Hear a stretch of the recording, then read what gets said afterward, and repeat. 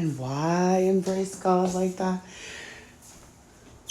Because the enemy, whoever that is, whatever energy that is, thrives on you not knowing your own divinity and being disconnected from God, you disconnecting yourself from the energy of God. They thrive on that. They don't want you to see your amazing brilliance.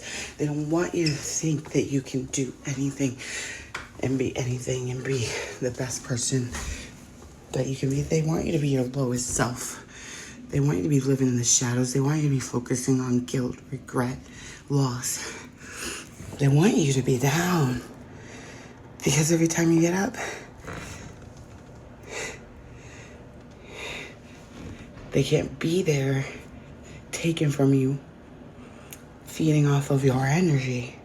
When you're not allowing that in, they want you at the bottom of a bottle. They want you lighten up. They want you in despair, depression. They want you to push away the people that are there to help love you and help you grow and help you to be your best, to be in your best energy, to feel your best, to heal. They don't want you to heal. God help you if you heal. You be way too powerful. And that is why you can see what feels like attacks coming through when you start leveling up and you start choosing the best for you and the best people to be in your life with you and moving forward. People moving backwards, they're going to try and clutch on you and keep you hanging on because they need you. They don't have that light. Just like in the movie Poltergeist, they needed someone in the light to show them their way instead of going forward themselves because they don't have that inside of them. And they get angry when they see you thriving and flourishing. They get angry when they see things they're doing to bring you down aren't working. They get angry when they see you shining, no matter what the circumstance, and being happy with what you have and attracting more and more joy into your life. They don't like it. They hate it. They're jealous. It makes them angry. And well, did you come here to please them or to serve God? And if you are in the nature of being of service, God isn't going to let that stop you because you're here for a reason. And you didn't come here alone. That's the thing. That's clutch.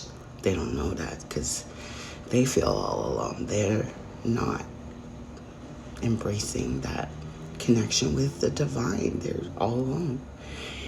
I'm never alone. It's not just me. They can come up against thinking it's just me.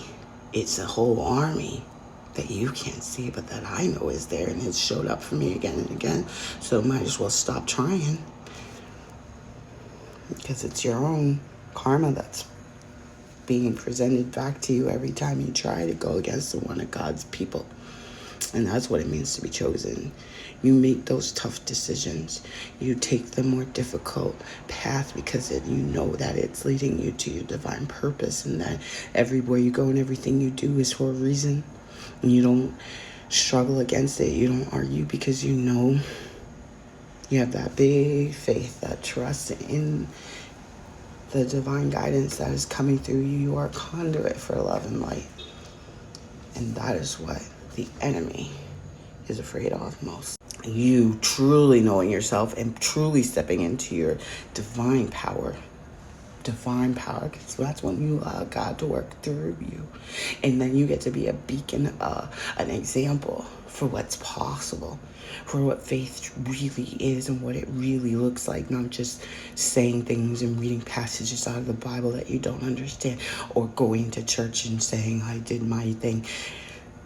It's not just going to church on Sunday. It's the way that you live your life and how you treat others and how you treat yourself. Because if you don't have respect for yourself, there's already a disconnect.